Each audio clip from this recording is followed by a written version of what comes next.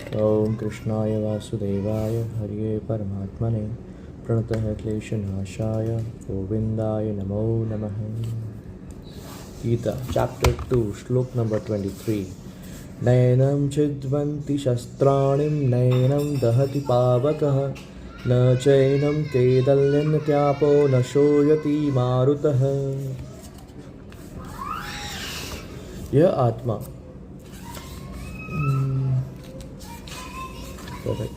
यह आत्मा न तो किसी शस्त्र द्वारा खंड खंड किया जा सकता है, न अग्नि द्वारा जलाया जा सकता है, न नल द्वारा भिगोया जल द्वारा भिगोया या वायु द्वारा सुखाया जा सकता है। तात्पर्य: सारे हथियार, तलवार, आग्नेयास्त्र, वर्षा के अस्त्र, चक्रवात आदि आत्मा को मारने में असमर्थ है।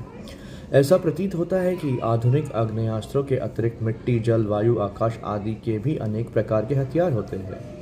यहाँ तक कि आधुनिक युग के नाभिकीय हथियारों की गणना भी आग्नेयास्त्रों में की जाती है, किंतु पूर्व काल में विभिन्न पार्थिव तत्वों से बने हुए हथियार होते थे।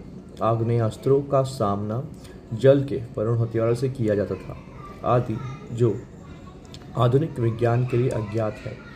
आधुनिक विज्ञान को चक्रवात हथियारों का भी पता नहीं है। जो भी हो, आत्मा को न तो कभी खंड खंड किया जा सकता है, न किन्हीं वैज्ञानिक हथियारों से उसका संहार किया जा सकता है, चाहे उनकी संख्या कितनी ही क्यों न हो। मायावादी इसकी व्याख्या नहीं कर सकते कि जीव किस प्रकार अपने अज्ञान के कारण उत्पन्न हुआ और तत्पश्चात माया की शक्ति से आवृत्त हो गया।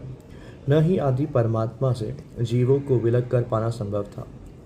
प्रत्युतर सारे जीव परमात्मा से विलग हुए अंश हैं। चूंकि वे सनातन अणु आत्मा है, अतः माया द्वारा आवृत्त होने की उनकी प्रवृत्ति स्वाभाविक है और इसी तरह वे भगवान की संगति से पृथक हो जाते हैं। जिस प्रकार अग्नि के स्फुलिंग अग्नि से विलग होते ही बुझ जाते हैं, यद्यपि इन दोनों के गुण समान होते हैं।